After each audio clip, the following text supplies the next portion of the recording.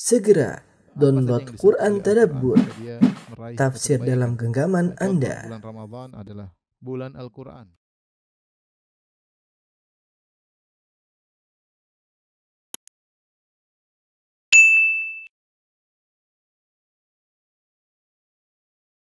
Bismillahirrahmanirrahim. Assalamualaikum warahmatullahi wabarakatuh.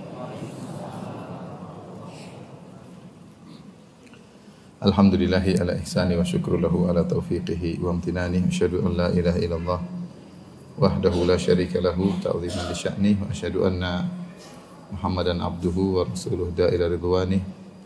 Allahumma salli alaihi wa ala alihi wa ashabihi wa ikhwani. Hadirin dan hadirat, ibu-ibu yang dirahmati Allah Subhanahu wa taala, kita melanjutkan bahasan kita dari surat Al-Baqarah. Kita masuk pada ayat ke 233 ya. 233. Dan pada ayat ini kita akan bahas tentang masalah anak ya, karena pada ayat-ayat sebelumnya berbicara tentang pernikahan, kemudian berbicara tentang perceraian, dan bisa jadi ketika bercerai ada anak kecil, bagaimana nasib anak tersebut. Dan di antara rahmat Allah Subhanahu wa taala, Allah membahas tentang hukum terkait dengan anak tersebut ya. Karena bisa jadi ketika terjadi perceraian timbul kedongkolan, kejengkelan antara suami dan istri ya, bekas suami dan bekas istri. Terkadang anak yang menjadi korban. Terkadang anak yang menjadi korban, entah ayahnya tidak mau memberi nafkah kepada sang anak demi menjengkelkan mantan istrinya, atau sebaliknya mantan istri tidak mau menyusui sang anak demi menjengkelkan mantan suami. Oleh karenanya Allah menurunkan hukum khusus terkait dengan anak tersebut ketika di masa susuan. Di antara dalil bahwasanya rahmat Allah, perhatian Allah terhadap hamba-hambanya luar biasa, dan terkadang ini dalil menunjukkan bahwasanya kasih sayang Allah kepada seorang hamba lebih daripada kasih sayang seorang ibu terhadap anaknya ya. Karena terkadang seorang wanita karena emosi dia rela mengorbankan anaknya demi melampiaskan emosinya ya, untuk membuat jengkel mantan suaminya ya. Demikian juga seorang ayah terkadang mengorbankan anaknya demi untuk menjengkelkan mantan istrinya. Ikhwan dan akhwat yang dirahmati Allah Subhanahu wa taala, kita baca firman Allah Subhanahu wa taala. Allah Subhanahu wa taala berfirman, "Wal walidatu yurdi'na auladahunna haulaini kamilaini liman arada ay yutimma ar-radha'ah." Dan para ibu hendaklah menyusui anak-anaknya selama 2 tahun penuh, yaitu bagi yang ingin menyempurnakan penyusuan. Wa 'alal mauludi lahu rizquhunna wa kiswatuhunna bil ma'ruf.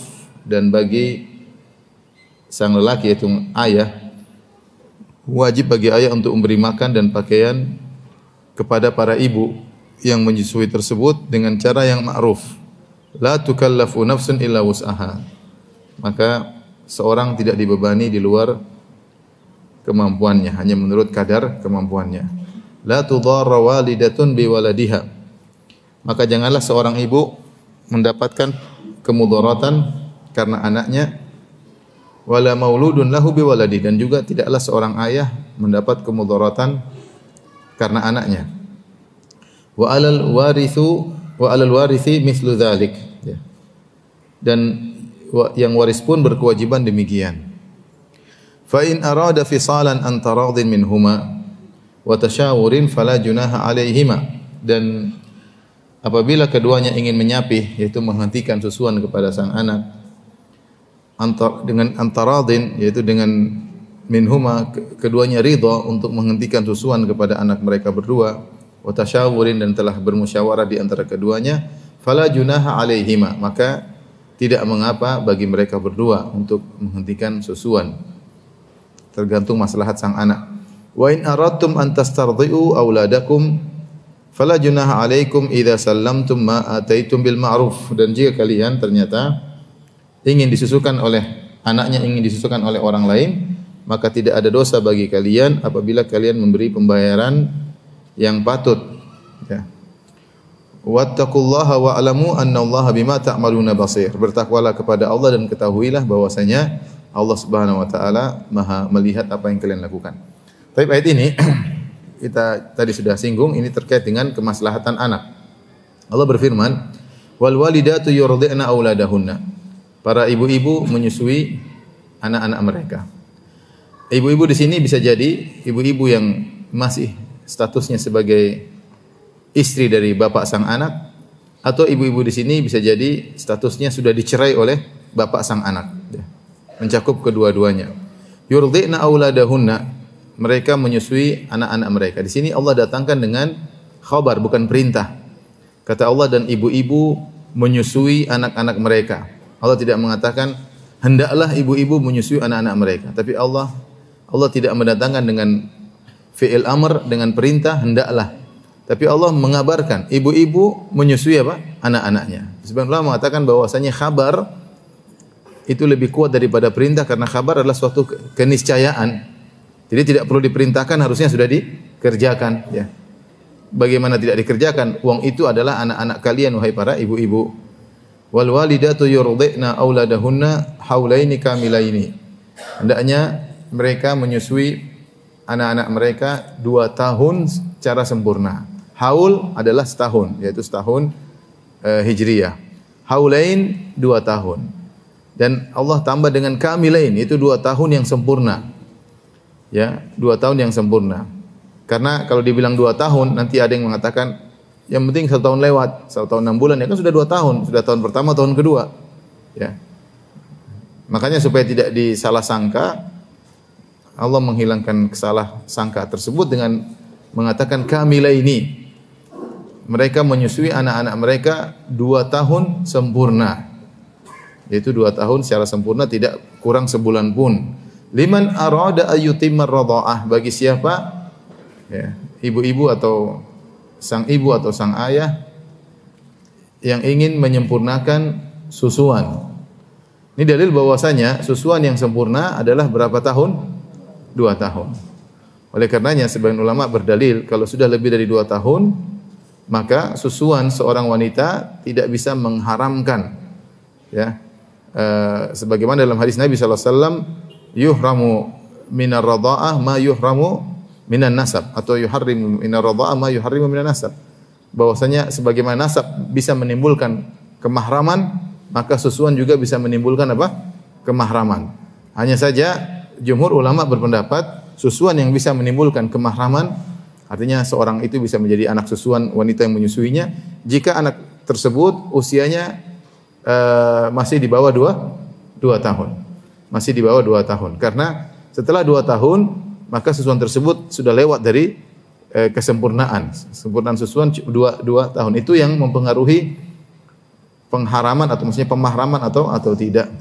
Berbeda dengan Aisyah radhiyallahu taala, ini masalah khilaf. Aisyah radhiyallahu taala anha berpendapat tentang irdaul kabir, bahwasanya kalau ada kondisi tertentu maka meskipun sudah besar, kalau diambil air susu dari seorang wanita kemudian diminumkan kepada orang besar tersebut bisa menimbulkan pemahraman, ya. Bisa menimbulkan pemahraman sebagaimana yang terjadi pada Salim Maula Abu Hudzaifah, ya. Ini pembahasan panjang ketika Salim sudah tinggal di rumah Abu Hudzaifah lama dari kecil, ketika sudah besar maka sering masih ketemu dengan istrinya, mulailah Abu Hudzaifah cemburu kepada Salim karena Salim sekarang sudah dewasa. Maka akhirnya hal ini disampaikan kepada Nabi SAW, maka Nabi suruh agar Salim ini menyusui dari istrinya Abu Hudzaifah, padahal Salim sudah dewasa. Akhirnya dia menyusui dari istrinya, maka kemudian jadilah dia anak susuan. Jadi masalah dia sudah dewasa. Dari sinilah timbul perselisihan di kalangan para ulama. Apakah irdaul kabir, memberi susu kepada orang yang sudah dewasa, bisa menimbulkan pemahraman? Maka mayoritas ulama berpendapat tidak. Adapun yang difatwakan oleh Nabi sallallahu alaihi wasallam adalah hala khassah, yaitu pengecualian, kondisi tertentu. Adapun Aisyah radhiyallahu anha berpendapat boleh. Boleh meskipun sudah besar bisa menimbulkan pemahraman. Sebenarnya mengatakan boleh dalam kondisi khusus, kalau kondisinya seperti kondisi Salim Maula Abi Hudzaifah. karena sudah kedekatan yang lama, sudah dianggap anak sendiri, ya, karena sudah tinggal sejak kecil di situ, ya, sudah sangat dekatnya, maka kalau kondisi seperti ini, maka boleh menyusui meskipun sudah besar atau dikeluarkan air susu sang wanita, kemudian disuruh minum anak orang tersebut meskipun dewasa, maka timbul terjadi pemahraman. Ini khilaf di kalangan para ulama, namun jumhur ulama berpendapat tidak, apa yang difatwakan oleh Nabi sallallahu alaihi wasallam itu kondisi khusus, tidak bisa dikiaskan dengan kondisi-kondisi yang lain yang disebut dalam istilah fuqaha dengan qadhiyatul ain, yaitu masalah khusus, tidak bisa dianalogikan, tidak bisa dikiaskan. Di antara dalil mereka para ulama bahwasanya Allah mengatakan haulaini kamilaini liman arada ayyutimar radhaah. Siapa yang ingin menyusui anaknya maka susuilah 2 tahun sempurna, 2 tahun full, itu adalah penyusuan yang sempurna. Artinya setelah itu bukan lagi susuan. Ya. Apalagi dalam hadis disebut mengatakan bahwasanya innamar radhaah minal maja'ah, bahwasanya penyusuan yang menjadikan pengharaman adalah yang anak tersebut ketika menyusui dia dalam kondisi lapar. Artinya dia kenyang dengan air susu tersebut. Dia kenyang dengan air susu tersebut. Kalau sudah dewasa dia kenyang bukan dengan air susu, dia kenyang dengan makanan yang lain, ya. Sehingga wallahu alam bisawab, pendapat jumhur ulama ini memang sangat kuat. Tetapi kalau ada kondisi khusus seperti yang kita sebutkan, sebagian ulama membolehkan jika ada kondisi khusus. Wallahu alam bisawab. Kemudian kata Allah Subhanahu wa taala, wa 'alal mauludi lahu rizquhunna wa kiswatuhunna bil ma'ruf. Dan bagi al-mauludi lahu, bagi yang dilahirkan untuknya, maksudnya sang ayah, anak itu milik dia. Ya, karena anak itu dinisbahkan kepada dia, sang ayah. Ya, misalnya anaknya namanya misalnya namanya Khalid, ya, bapaknya namanya misalnya Sofyan, ya Khalid bin Sofyan, ya. Bukan dinisbahkan kepada ibunya. Makanya Allah mengungkapkan takbir wa 'alal mauludi lahu, dan wajib bagi yang dilahirkan untuknya. Maksudnya dilahirkan untuk sang ayah. Jadi anak itu milik sang ayah. Dan ini dikuatkan dengan hadis di mana Rasulullah SAW bersabda, "Anta wa maluka li abik." Rasulullah berkata kepada seorang anak, Rasulullah berkata kepada seorang, engkau dan hartamu milik ayahmu. Engkau dan hartamu milik ayahmu, karena engkau adalah hasil ayahmu, ya. Ya. Wa inna auladakum min kasbikum. Kata Nabi sallallahu alaihi wasallam, sungguhnya anak-anak kalian merupakan hasil jerih payah kalian. Anak kalian hasil jerih payah kalian. Makanya ketika lahir disebut Allah mengatakan wa 'alal mauludi lahu. Sungguhnya sang anak yang dilahirkan untuknya. Jadi anak adalah hibah, anugerah atau anugerah dari Allah untuk sang ayah. Makanya dinisbahkan kepada sang ayah. Makanya Rasulullah mengatakan anta wa maluka li abik. Sungguhnya hartamu dan dirimu adalah milik apa? Milik ayahmu, milik ayahmu. Makanya kalau terjadi pembunuhan misalnya, seorang ayah membunuh anaknya tidak dikisos ayahnya. Tidak dikisos ayahnya. Kalau di dosa besar tapi tidak sampai pada derajat apa? Kisos, ya. Intinya dinisbahkan kepada sang ayah, maka ayah yang bertanggung jawab untuk mengenai rizki anak ini dan rizki pengurus anak ini. Karena itu anak dinisbahkan kepada dia, maka dia yang bertanggung jawab tentang rizki sang anak, artinya dia yang kasih makanannya, dan juga yang mengurusi sang anak.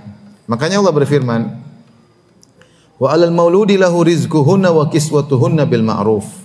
Dan wajib bagi sang ayah untuk memberi nafkah dan pakaian kepada ibu-ibu yang menyusui tersebut bil ma'ruf, dengan wajar, sesuai dengan kema'rufan yang ada, ya. Kema'rufan yang ada.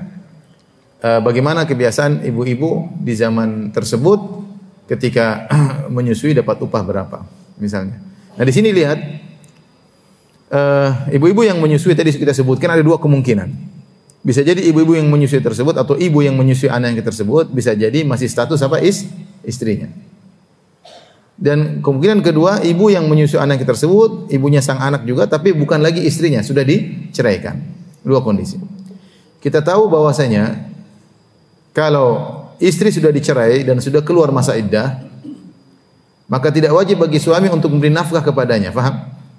Kalau di masa iddah, sang istri masih boleh tinggal di rumahnya kecuali kalau talak 3. Kalau talak 1, talak 2, talak raj'i yang masih bisa kembali, maka sang wanita tetap tinggal di rumah suaminya sampai masa iddahnya selesai. Dan di selama masa iddah tersebut, sang suami harus tetap menafkahi apa? Sang istri yang dia sudah dicerai, karena statusnya masih istri meskipun sudah dicerai, karena dia bisa kembali kepada istrinya selama masa iddah belum selesai. Tapi kalau masa iddah sudah selesai, 3 kali suci, 3 kali haid, sudah lewat masa iddah, maka sang suami tidak wajib lagi memberi apa? Nafkah kepada istrinya, karena bukan lagi istrinya. Karena bukan lagi istrinya, dia sudah jadi talak bain. Ya, dia sudah bisa nikah sama laki-laki lain. Nah, bagaimana kalau yang menyusui anaknya tersebut istrinya yang sudah dia cerai dan sudah habis masa iddahnya? Maka Allah mengatakan wajib bagi kamu wahai sang ayah untuk menafkahi ibu anak tersebut. Meskipun dia bukan lagi istrimu. Meskipun dia bukan lagi istrimu. Kenapa? Karena dia sedang menyusui anakmu. Kaitannya bagaimana? Karena Allah mengatakan wa 'alal mauludi lahu. Anak itu dilahirkan untuk kamu. Dia binnya kembali bin kamu. Paham? Oleh karenanya kamu yang bertanggung jawab atas makanan sang anak. Ketika yang menyusui atau memberi makan kepada anakmu adalah seorang wanita manapun, apakah dia bekas istrimu atau wanita manapun, maka wajib bagi kamu untuk apa? Menanggung biaya tersebut, di antaranya memberi makanan dan pakaian kepada wanita tersebut. Meskipun bukan lagi istrimu. Paham Bapak-bapak? Paham tidak ya? Ya. Ya. Jangan bilang itu anakmu, kalau enggak mau enggak usah. Kalau enggak mau biar mati kan anakmu juga sudah. Enggak usah. Enggak bisa. Itu memang anak kita berdua. Ya. Tapi yang bertanggung jawab untuk memberi makan kepada sang anak adalah sang ayah, paham? Jadi kalau yang menyusui ternyata adalah bekas istrinya atau wanita lain yang siapapun, ya ini kita cerita tentang apa namanya bekas istrinya, ibunya sang anak sendiri. Kalau ibunya sang anak menyusuinya bukan lagi istri dari sang lelaki, maka tetap sang lelaki wajib memberi nafkah dan pakaian kepada ibu tersebut. Kemungkinan kedua adalah masih istrinya. Dia ibu sang anak dan ini masih apa? Istri dari lelaki tersebut. Nah, kalau dia tidak menyusui saja, perhatikan ini ada apa pembahasan yang disebut oleh sebagian ahli tafsir. Kenapa Allah harus menekankan wajib bagimu untuk memberi nafkah kepada ibu yang menyusui ini? Kalau seandainya ibu yang menyusui tersebut masih jadi istrinya, wong dia tidak menyusui saja harus wajib memberikan nafkah dan pakaian, itu tidak? Paham tidak? Ya. Kalau antum punya istri, terus antum enggak punya anak. Istri antum ini wajib dinafkahi pakaian dan makanan atau tidak? Wajib. Nah, ketika punya anak, antum punya anak dan istri antum ini menyusui dan statusnya masih istri antum, Allah tekankan dan wajib bagi kamu wahai sang ayah atau sang lelaki memberi nafkah kepada istrimu yang menyusui anakmu. Kenapa harus ditekankan lagi? Wong dia tidak menyusui saja harus dikasih nafkah. Apalagi kalau apa menyusui, sebenarnya tidak perlu ditekankan, mengerti? Kata sebagian ulama, karena wanita yang menyusui anaknya, perhatikan nih, wanita yang menyusui anaknya bisa jadi dia tersibukkan menyusui anaknya sehingga tidak bisa melayani suaminya. Paham? Ketika dia tidak melayani suaminya, bisa jadi suaminya enggan memberi nafkah karena di antara disebut oleh para ulama kenapa lelaki wajib menafkahi sang istri karena sang istri berkhidmat kepada suaminya, melayani suaminya. Makanya kalau istri tidak melayani suaminya boleh tidak dikasih nafkah. Jelas Bapak-bapak? Ibu-ibu pura-pura enggak jelas ya. Saya ulangi, kalau ada istri tidak mau melayani suaminya, boleh tidak dikasih apa? Nafkah. Paham? Kecuali paham Bapak-bapak. Kecuali istrinya tersebut tidak bisa melayani dia karena sibuk mengurusi apa? Anaknya. Maka tetap harus dikasih rezeki. Itulah hikmahnya kenapa Allah tekankan. Seharusnya namanya istri ya, meskipun tidak menyusui dikasih nafkah, tetapi ada kemungkinan seorang ibu yang sedang menyusui anaknya apalagi baru kelahiran sibuk sehingga tidak bisa melayani suaminya dengan baik, dia sibuk dengan anaknya, bukan berarti alasan bagi engkau wahai sang suami untuk tidak memberi nafkah kepada istrimu. Ini kita bicara zaman dulu yang orang hidup miskin sehingga masalah makanan tidak semudah yang kita dapatkan, kita bayangkan apa sekarang. Sehingga ini dalil apa namanya isyarat bahwasanya kalau ada istri tidak mau melayani suaminya, membangkang, nusyuz, maka berhak diberhentikan nafkahnya. Boleh suami memberikan apa? Memberhentikan apa? Nafkahnya. Taib setelah itu berapakah nafkah yang diberikan kepada sang istri? Kata Allah bil ma'ruf. Cara yang ma'ruf. Tidak ada jumlah tertentu, tidak ada ya. Ini kembali kepada urf masing-masing, tradisi masing-masing ya. Istri seperti ini biasanya berapa ya? Dari keluarga ini biasanya berapa ya? Karena masing-masing kebutuhan rumah tangga berbeda-beda antara satu istri yang lain, dari keluarga ini dengan keluarga yang lain berbeda-beda. Di kota, di kampung beda. Ya, darah biru, darah merah mungkin juga beda ya. Kembali kepada urf masing-masing. Tetapi kata Allah, la tukallafu nafsun illa wus'aha. Meskipun kembali kepada urf, tetapi setiap jiwa tidak dibebani kecuali sekedar kemampuannya. Artinya sekemampu suaminya. Suaminya tidak boleh pelit dalam menafkahi istrinya yang menyusui anaknya, tetapi juga di atas kemampuannya. Kalau dia tidak mampu, nggak bisa dipaksa. Contohnya misalnya istri yang sudah dicerai, kemudian ayahnya bilang, nyusui anak kita dong. Kata mantan istrinya, saya nggak mau, kau harus bayar saya. Boleh dia minta bayaran, boleh. Tapi bayarannya tinggi, nggak wajar. Maka tidak harus mantan suaminya tidak harus nurut kepada mantan istrinya. Ya udah dia bawa ke perempuan lain, suruh nyusui perempuan yang lainnya. Kecuali kata para ulama, anaknya ini nggak bisa nyusui kecuali kepada ibunya. Perempuan lain menyusui nggak bisa, maka tetap wajib ibunya yang menyusui dan tetap ayahnya memberi nafkah sewajarnya. Adapun kalau dia minta berlebihan, maka tidak usah diturutin. Kata Allah setelah itu, la tudarra walidatun biwaladiha. Maka ibu sang anak janganlah dikasih mudarat dengan sebab anaknya. Tadi mungkin suaminya jengkel karena perpisahannya dengan kejengkelan, ada sebab yang buat dia jengkel, dia bilang, udah, kamu tidak boleh nyusui anakku, nggak boleh, sudah, nggak ada. Saya ambil anak saya nyusuin sama, masih banyak perempuan yang sedang menyusui sekarang. Ya. Mungkin kepada adiknya, kepada tantenya, kepada bibinya yang sedang lagi menyusui, sudah kamu tidak usah. Ini nggak boleh, namanya beri mudarat kepada ibu sang anak. Karena si ibu sang anak lebih berhak untuk menyusui anaknya sendiri. Itu anaknya sendiri, dia lebih sayang, ya. Lebih sayang kepada anaknya. Kasih sayang seorang ibu terhadap anak tentunya lebih daripada yang lainnya. Demikian juga sebaliknya, wala mauludun lahu biwaladih, dan tidak boleh seorang ayah diberi mudarat dengan sebab anaknya. Ketika sang ayah bilang sama mantan istrinya yang sudah dicerai, ini anak tolong susui, enggak mau, saya enggak mau. Karena dia jengkel sama mantan suaminya. Saya enggak mau nyusui anakmu, sana bawa anakmu. Ini tidak boleh juga. Sehingga makanya saya bilang Allah Subhanahu wa taala Maha sayang kepada hamba-hambanya. Allah menurunkan aturan ini terkait karena bisa jadi ada cekcok di antara mantan suami dengan mantan istri. Sehingga hukum ini demi kemaslahatan sang bayi yang dimana orang tuanya kemudian cerai dan dia broken home ya. Paham Bapak dan Ibu? Baik, kita lanjutkan, wa 'alal warithi mithlu dzalik. Dan bagi yang mewarisi aturannya sama seperti ini. Ahli waris ini ada khilaf, ada yang mengatakan wal warithi maksudnya yang mewarisi sang anak ini seandainya dia meninggal, siapa ahli warisnya? Artinya kalau bapaknya tidak mampu, ibunya tidak mampu, harus tetap ada yang bertanggung jawab terhadap susu anak ini. Harus ada yang bertanggung jawab. Cuma para ulama khilaf siapa. Seandainya bapaknya tidak mampu, atau ibunya meninggal dunia, atau ibunya menolak tidak mau menyusui, harus ada yang bertanggung jawab. Ini tidak boleh dibiarkan begitu saja.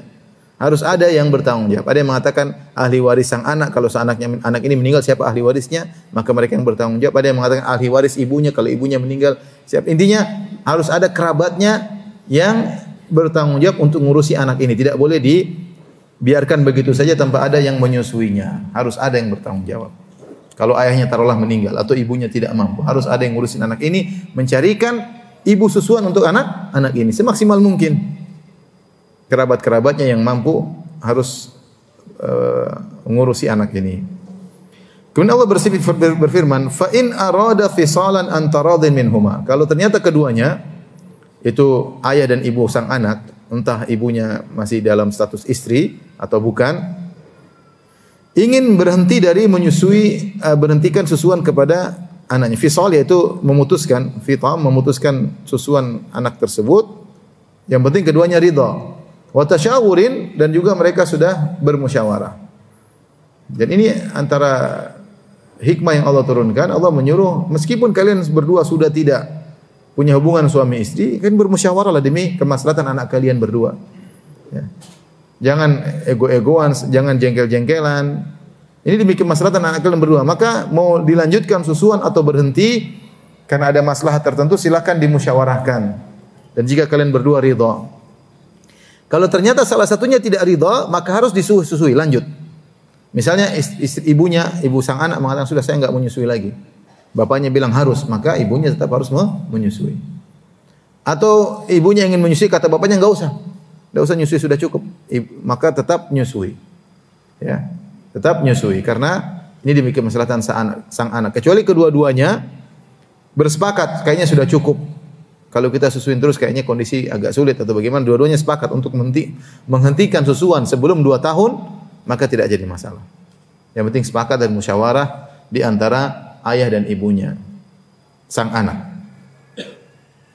Tapi setelah itu Allah berfirman,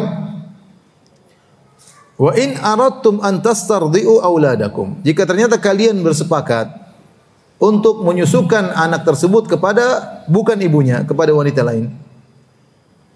Pada bibinya pada tetangga ya. Pada wanita mana saja ingin disusuin, ya. Fala junaha alaikum, maka tidak mengapa bagi kalian untuk melakukannya idza sallamtum ma ataitum bil ma'ruf, kalau kalian sudah membayar biayanya, ya.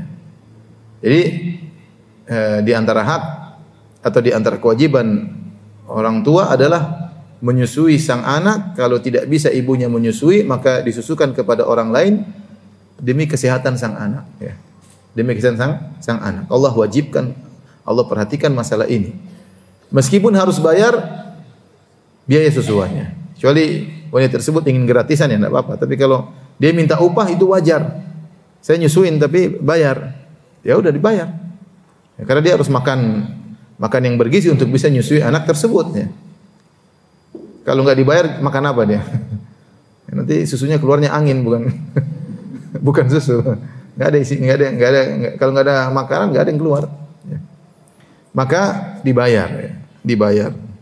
Wattaqullah, bertakwalah kepada Allah.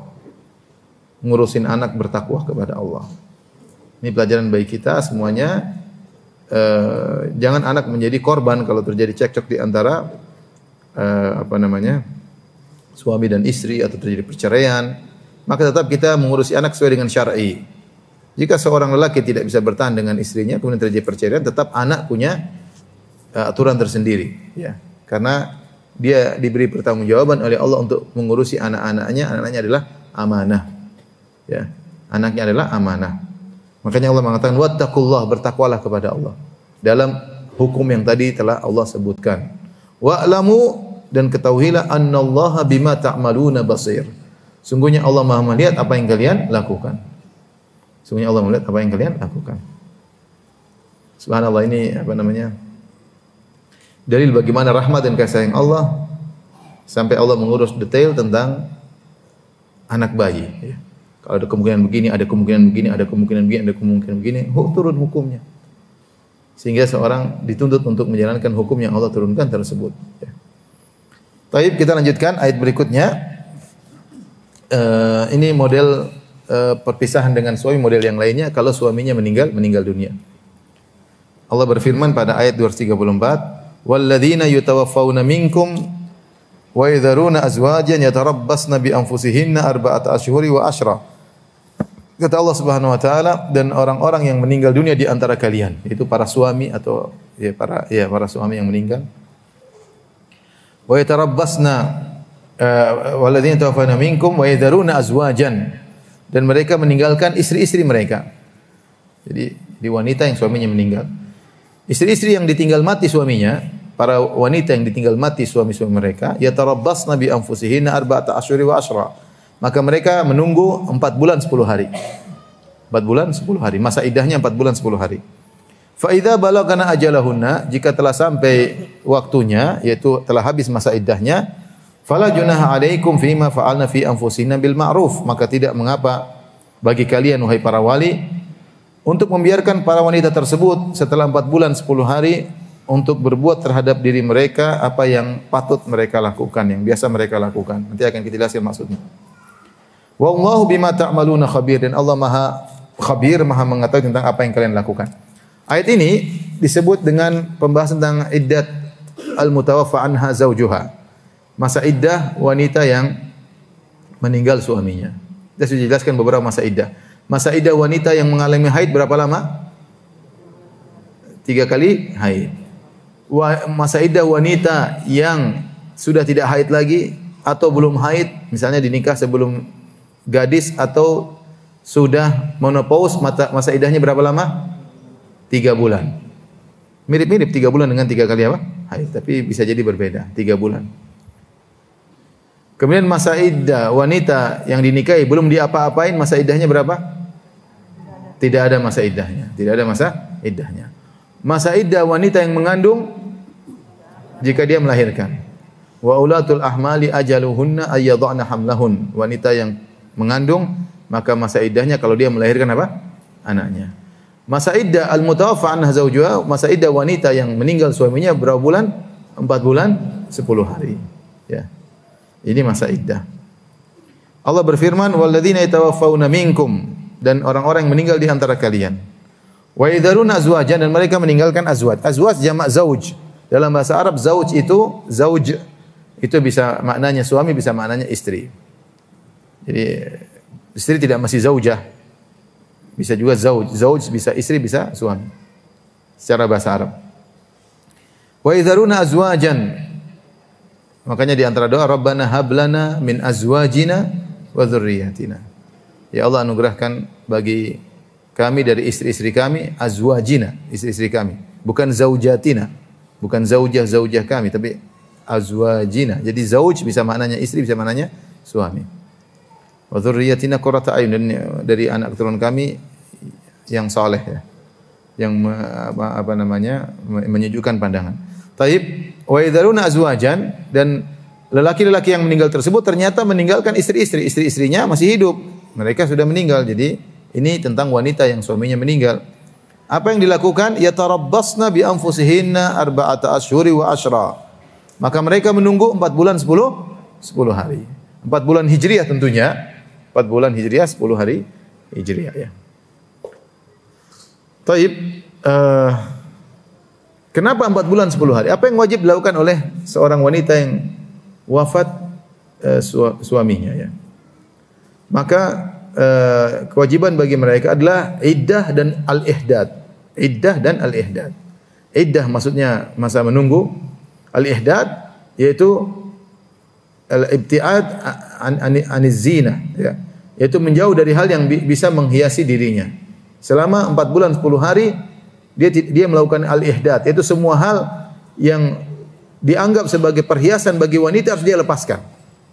Selama 4 bulan 10 hari. Dia tidak boleh pakai make up, dia tidak boleh pakai cilat, dia tidak boleh pakai emas, dia tidak boleh pakai parfum meskipun di rumah. Meskipun di rumah dia enggak boleh. Kalau sabun oke, sabun pembersih biasa ya. Tapi dia tidak boleh pakai parfum, tidak boleh pakai cilat, tidak boleh pakai emas ya. Tidak boleh pakai bergaya tas yang kelihatan indah. Bahkan dia tidak boleh pakai baju yang indah ya. Baju biasa enggak ada masalah.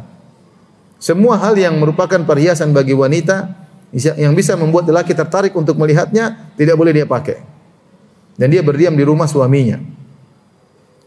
Bahkan tidak boleh pakai jam yang jam itu jam apa? Perhiasan. Kalau jam hanya sekedar untuk lihat waktu, bukan jam hiasan, artinya jam murahan, tidak jadi masalah. Tapi kalau jam mahal yang kemudian membuat tangannya menjadi lebih indah, maka tidak boleh. Semua yang berbentuk perhiasan, baik perhiasan baju, perhiasan jam atau emas, cincin, semua dilepas. Tidak boleh. Selama 4 bulan 10 hari.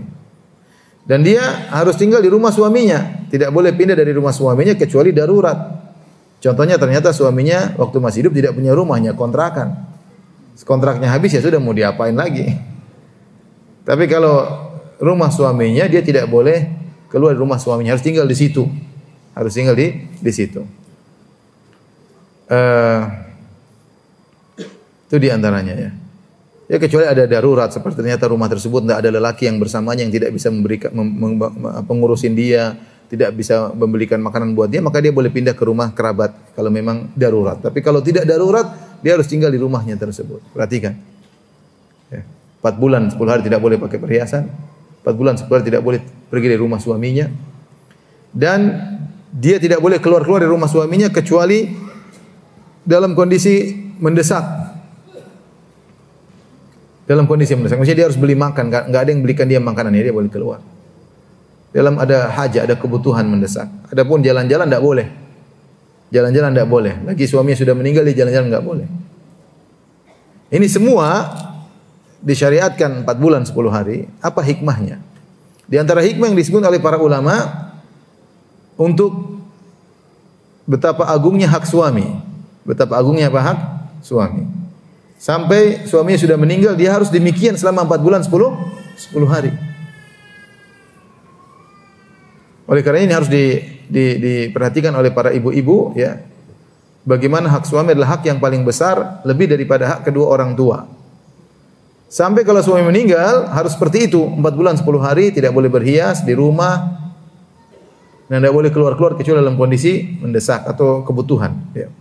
Kalau enggak ada kebutuhan, hanya ingin ngobrol-ngobrol, ingin jalan ke mall, enggak boleh. Harus di rumah sampai 4 bulan 10 hari, ya.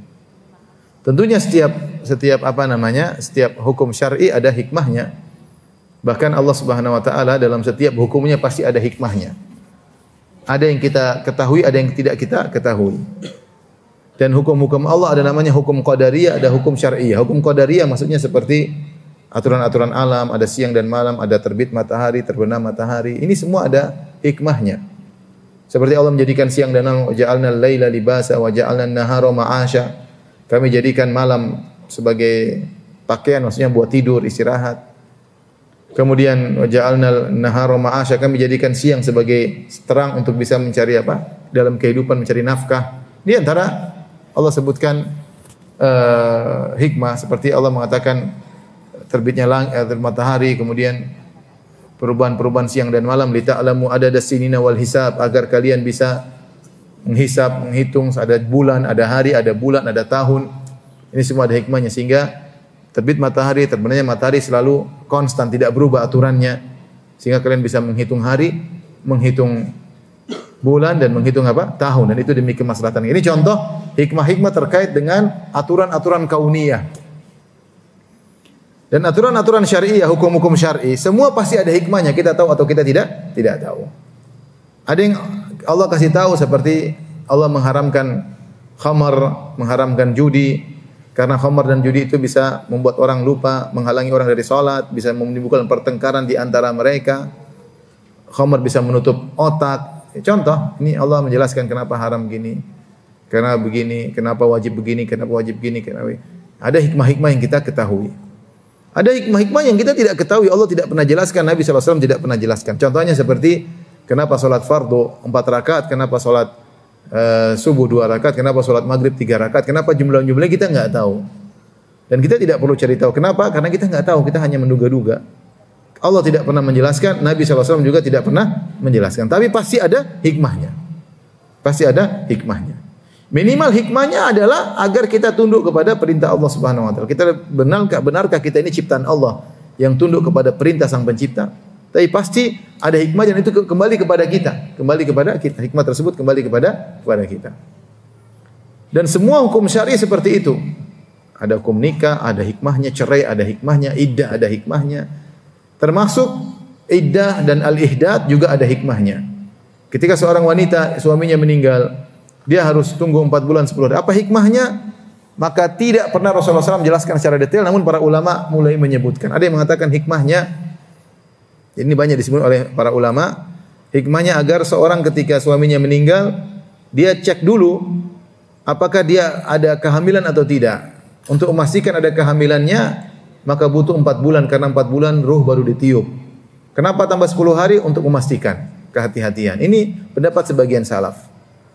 Bahwasanya kenapa 4 bulan 10 hari? Karena 4 bulan itulah proses terjadi janin, dan ke bulan keempat baru ditiupkan apa? Ruh. Kenapa 10 hari? Untuk kejelasan gerakan janin itu bergerak atau tidak, ya. Namun ini dikritiki oleh Syekh Utsaimin rahimahullahu taala dalam tafsirnya. Beliau mengatakan hikmah ini kayaknya tidak kuat. Kenapa? Karena yang suaminya meninggal bisa jadi sudah menopause, bisa jadi gadis belum digauli, bisa jadi. Bahkan kalau wanita belum digauli kemudian suaminya meninggal, dia tetap 4 bulan 10 hari. Paham? Wanita sudah menikah kemudian suaminya meninggal, meski belum digauli tetap masa iddahnya berapa? 4 bulan 10 hari. Yang merubah kecuali kalau dia hamil. Kalau dia hamil kemudian suaminya meninggal, baru 10 hari melahirkan, masa iddah selesai. Masa iddah selesai. Jadi kalau wanita hamil tetap yang kuat adalah kalau dia melahirkan meskipun suaminya meninggal. Ya. Baik. Jadi maksud saya Syekh Utsaimin mengkritiki, mengatakan pendapat para ulama yang mengatakan bahwasanya hikmahnya adalah untuk memastikan ada kehamilan atau tidak, ini kurang kuat karena bisa jadi yang meninggal adalah yang ditinggal adalah seorang wanita yang tidak mengandung sama sekali atau sudah menopause ya. Yang zahir wallahu alam ini adalah demi untuk menghargai hak apa? Suaminya. Maka Rasulullah SAW mengatakan la yahilu limra'atin tu'minu billahi wal yawmil akhir an tuhadda aktsara min 3 ayyam illa min zawjiha, wa kama qala Nabi SAW. Kata Rasulullah SAW, tidak halal bagi seorang wanita ketika ada yang meninggal kemudian dia melakukan ihdad, tidak keluar rumah, tidak pakai perhiasan, tidak pakai minyak wangi lebih dari 3 hari kecuali terhadap suaminya. Artinya kalau ada seorang wanita kemudian adiknya meninggal atau ibunya meninggal, dia tidak mau pakai selama 3 hari lebih, dia tidak mau karena dia merasa itu ibadah, enggak boleh. Kecuali kalau yang meninggal siapa? Suaminya. Ya. Kenapa? Karena sedih tidak boleh berkepanjangan. Makanya Imam Syafi'i mengatakan takziah itu 3 hari aja. Takziah cuma 3 hari. Kenapa? Kalau lebih dari 3 hari makruh. Kenapa? Yujaddidul huzn, akan memperbaharui kesedihan. Kita tidak boleh juga berkesedihan berkepanjangan. Karena kalau orang kesedihan berkepanjangan, banyak hal yang akhirnya tidak bisa dia lakukan. Ibadah enggak serius, banyak kegiatan tidak bisa dilakukan. Tetapi untuk suami bisa 4 bulan berapa hari? 4 bulan 10 hari. Ini menunjukkan hak suami. Makanya ibu-ibu yang mumpung suaminya masih hidup ya. Maka kenalilah hak suami ya. Kenalilah hak suami. Cari pahala dengan berkhidmat kepada suami. Cari pahala dengan taat kepada suami. Ya. Memang berat tapi itulah masing-masing mengenali sarana dia untuk meraih surga yang tertinggi ya. Hidup cuma sekali ya. Setelah itu kita akan menjalani kehidupan yang lain di alam barzah. Setelah itu ada hari kebangkitan. Allah kasih kesempatan bagi kita untuk bisa masuk surga dengan berkhidmat kepada suami. Ya. Kenalilah hak suami. Taib, di sini Allah mengatakan, fa idza balagna ajalahunna, jika sudah selesai masa iddahnya, fala junaha alaikum fima fa'alna fi anfusina bil ma'ruf, maka tidak mengapa jika para wanita tersebut melakukan apa yang mereka lakukan sebelumnya. Artinya dia boleh lagi pakai minyak wangi, boleh lagi pakai cilat, tapi di rumah tentunya. Kalau di luar tentunya ada aturan berhias, tidak boleh tabarruj. Di rumah boleh. Kalaupun keluar rumah maka ada aturannya. Di hadapan laki-laki tidak boleh, kalau sama wanita tidak jadi masalah. Tapi kalau suaminya sedang meninggal, sama wanita pun tidak boleh dia. Di rumah pun tidak boleh dia berparfum, tidak boleh. Semua ini untuk menghargai hak suaminya. Tapi kalau sudah habis masa iddahnya, dia boleh seperti sedia kala. Falaisa alaikum junahun fima fa'alna fi anfusihinna bil ma'ruf. Maka tidak mengapa bagi kalian wahai para wali untuk membiarkan wanita-wanita yang merupakan perwalian kalian untuk melakukan sebagaimana sebelumnya. Ya boleh lagi pakai parfum, boleh lagi pakai celak, boleh lagi pakai perhiasan selama tidak bertabarruj di luar. Wallahu bima ta'maluna khabir, dan Allah Maha mengetahui apa yang kalian lakukan. Tapi kita lanjutkan ayat berikutnya. Ayat ke-235 ya. Kata Allah Subhanahu wa taala, "Wala junaha 'alaikum fima arradtum bihi min khitbatin nisa'i aw aknantum fi anfusikum. Alimallahu annakum satadhkurunahunna walakin la tuwa'iduhunna sirran illa an taqulu qawlan ma'rufa. Wala ta'zimu uqdatan nikahi hatta yablughal kitabu ajalah. Wa'lamu anna Allaha ya'lamu ma fi anfusikum fahdharu wa'lamu anna Allaha ghafurun halim. Kata Allah, tidak ada dosa bagi kalian untuk meminang, menkhitbah, melamar wanita-wanita tersebut yang suaminya meninggal di masa iddahnya dengan sindiran. Sindiran tidak terang-terangan. Misalnya ada seorang laki tertarik sama seorang wanita, maka dia bilang sama keluarganya, tolong sampaikan kepada wanita tersebut, kalau masa iddahnya sudah selesai, mungkin kita bisa musyawarah. Musyawarah apa jelas ini, tapi tidak boleh. Kalau masa iddah saya mau nikahin, tidak boleh. Tidak boleh. Ini karena demi menjaga hak apa? Suami. Tapi ini diperbolehkan memberi isyarat ta'rid, tapi tidak boleh terang-terangan ya. Ya, kata Allah boleh. Ya.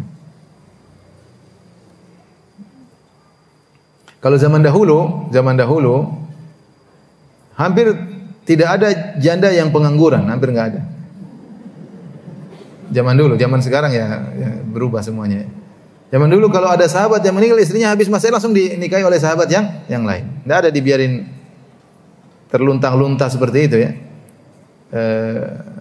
Pasti ada yang menikahi. Demikianlah kalau kita baca sirah tentang para sahabat. Ya. Kita yang meninggal langsung ada yang mengkhitbah, sampai 2, ada 3 orang kadang mengkhitbah, melamar ya. Ya, karena banyak hal mereka ingin cari pahala dengan mengurusi janda dan juga mereka ingin menolong misalnya istri temannya yang sudah meninggal, demikianlah mereka dahulu. Namun tradisi berubah. Kebiasaan apa? Berubah ya. Tidak usah dilanjutkan ya, cukup sampai situ. Tapi kita lanjutkan ini ya. Kata Allah, wala junah alaikum fima aradtum bihi min khidbatin nisa'i aw aknantum fi anfusikum. Tidak mengapa bagi kalian kalau kalian menyampaikan isyarat kepada wanita yang suaminya meninggal di masa iddahnya, masih dalam masa iddah, menyampaikan bahwasanya kalian punya hasrat untuk menikah, tapi tidak boleh terang-terangan, harus dengan isyarat saja. Seperti kapan masa iddahnya selesai, gitu aja. Atau misalnya nanti kalau selesai masa iddah, tolong saya mungkin ada musyawarah sama dia. Tapi enggak boleh, saya mau nikah dia, enggak boleh. Allah larang. Kenapa Allah larang? Kata para ulama, khawatir sang wanita semangat, sudah selesai masa iddahnya padahal belum. Dan khawatir dia lupa dengan hak suaminya.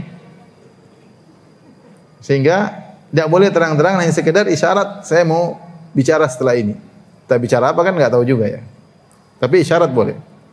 Au aknantum fi anfusikum, atau kalian sembunyikan, pengin nikah sama janda orang, boleh. Itu perasaan hati, enggak bisa kita pungkiri. Ada kawan istrinya cantik, kawan tersebut meninggal.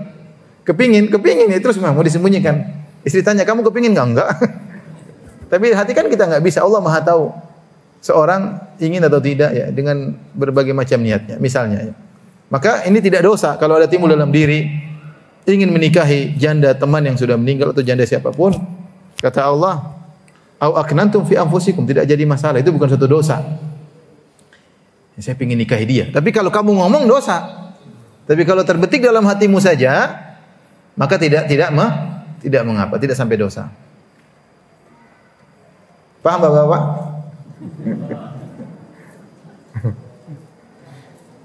Alimallahu annakum satadhkurunahunna. Allah tahu kalian akan menyebut-nyebutnya. Namanya sebut misalnya dia ngobrol sama teman, itu janda saya pingin sekali nikahi dia. Ini tidak dosa juga, tapi jangan sampai ke dia. Hanya ngomong di antara dirinya atau dia ngomong sama temannya, sama adiknya. Aduh, itu kasihan itu saya pingin nikahi itu wanita tersebut ya misalnya. Tapi enggak boleh dia ngomong ke wanita tersebut karena Allah larang terang-terangan, paham? Tapi kalau dia ngomong di antara dia dengan temannya, ini tidak sampai derajat dosa karena itu ungkapan hati, seorang terkadang tidak bisa menahannya ya. Walakin la tu'iduhunna sirran, tapi tidak boleh kalian berjanji kepada wanita tersebut untuk menikahinya. Sirran di sini ada 2 tafsiran. Ada yang mengatakan, tapi jangan diam-diam, sampaikan ya, saya mau nikahi dia, itu enggak boleh. Meskipun orang enggak tahu, tapi kamu nyampaikan atau kirim SMS atau kirim WA atau kirim inbox. Kalau sekarang apa? Kalau Instagram apa? DM ya? DM itu apa artinya? Oh, direct message ya. Saya baru tahu ya. Direct message ya. Saya sering dengar DM ya. Saya tahunya japri ya. Indonesia ini banyak apa bahasa-bahasa yang aneh. Suatu hari saya di Madinah, terus ada ustadz datang, kita ngobrol lagi makan di restoran, dia bilang, itu orang baper banget. Saya tuh bingung, baper tuh apa gitu. Apa saya kuper gitu kan. Kalau kuper kan udah lama.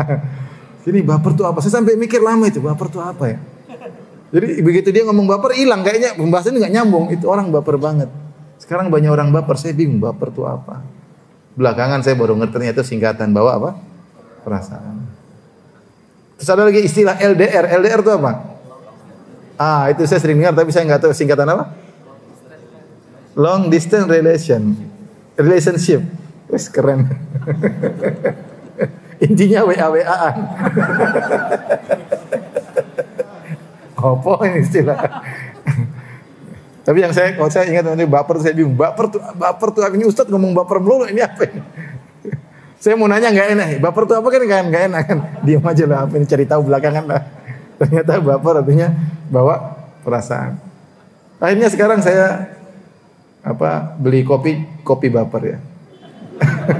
Iya, tak ada kopi baper kan? Bawa pergi katanya. Baik, kita lanjutkan. Jadi tidak boleh sirran di sini, walakin la tu'iduhunna sirran, tapi tidak boleh kalian menjanjikan untuk menikahi wanita tersebut. Ini sirran diartikan nikah, maknanya mengatakan nikah. Ada yang mengatakan sirran maksudnya tidak boleh diem-diem. Jadi intinya tidak boleh kamu menyampaikan kepada wanita yang suaminya sudah meninggal, saya akan menikahi kamu. Terang-terangan enggak boleh, menjanjikan juga tidak boleh. Dalam hati atau isyarat diperbolehkan. Illa an taqulu qawlan ma'rufa. Tapi kalau kau mengucapkan kata-kata yang baik enggak ada masalah. Semoga nanti kalau masa idah selesai, insyaallah Allah beri kebaikan. Itu kan boleh. Entah dia paham atau enggak paham, enggak urusan ya. Pokoknya hanya isyarat. Mungkin dia sedih melulu. Mudah-mudahan sampaikan sama dia. Mudah-mudahan setelah masa idahnya selesai, insyaallah banyak kebaikan yang Allah mudahkan misalnya. Ya. Wa'lamu anna Allah ya'lamu ma fi anfusikum fahdharu. Ketahuilah Allah tahu isi hati kalian, maka waspadalah. Allah tahu. Wa'lamu anna Allah ghafurun halim, dan ketahuilah Allah Maha Pengampun lagi Halim. Ghafur artinya Maha Pengampun, yaitu menutupi kesalahan dan menghilangkan dampak dosa. Halim artinya Allah itu tidak menghukum segera, Allah menunda orang melakukan kesalahan, Allah tunda-tunda dengan harapan orang tersebut bertobat kembali kepada, namanya Halim. Tidak sedikit-sedikit menghukum. Allah biasanya membiarkan orang-orang melakukan dosa dengan harapan mereka akan kembali kepada Allah Subhanahu wa taala. Terakhir kita sampaikan Syekh Utsaimin rahimahullah menyebutkan tentang model wanita yang jadi ada wanita yang tidak boleh kita menyampaikan lamaran kepadanya terang-terangan maupun isyarat, tidak boleh. Wanita yang dicerai. Siapa wanita yang dicerai tersebut? Wanita tolak raji'i yang masih bisa kembali kepada suaminya. Tidak boleh kita isyarat, tidak boleh juga kita terang-terangan. Itu masih istri orang, paham? Dalam hadis Rasulullah mengatakan, man khabbaba, siapa yang merusak antara hubungan suami istrinya, maka dia dosa besar, entah terlaknat entah apa ya, hukumnya haram. Jadi kalau ada seorang wanita dicerai oleh suaminya dan masih talak satu talak dua, enggak boleh kita japri, saya siap menanti, enggak boleh. Haram itu, enggak boleh. Enggak boleh. Atau dia kapan suami meninggal? Jadi kalau dia dicerai talak satu talak dua, enggak boleh isyarat, apalagi terang-terangan enggak boleh. Paham? Selama dicerai dan masih bisa kembali. Model kedua, boleh kita langsung lamar terang-terangan atau isyarat, boleh dua-duanya. Siapa wanita yang khulu? Wanita yang khulu, maka dia sudah selesai. Khulu dia dari suaminya, kemudian khulu, putus, selesai. Ini boleh terang-terangan, saya mau nikahi kamu. Kalau sudah masa idahmu selesai, wanita khulu masa idahnya sekali haid. Saya mau nikahi kamu kalau masa idahmu sudah selesai. Boleh, karena dia sudah khulu. Atau dia memutuskan perceraian dengan fasakh, misalnya ada masalah sehingga tidak bisa dilanjutkan pernikahan, pemerintah kemudian memutuskan akad pernikahan, maka ini seperti ini boleh. Kita boleh terang-terangan, boleh juga mau menikahi dia, boleh terang-terangan, apalagi sekedar isyarat. Yang ketiga, tidak boleh terang-terangan, boleh isyarat. Yaitu wanita yang suaminya meninggal. Ini boleh menyatakan dengan isyarat, tidak boleh terang-terangan. Demikian juga Syekh Utsaimin menyebutkan wanita yang lepas dari suaminya, ya sudah habis masa iddahnya. Talak 1, talak 2, tapi masa iddahnya sudah apa? Selesai. Coba sebentar saya baca. Sini disebutkan. Saya takut salah.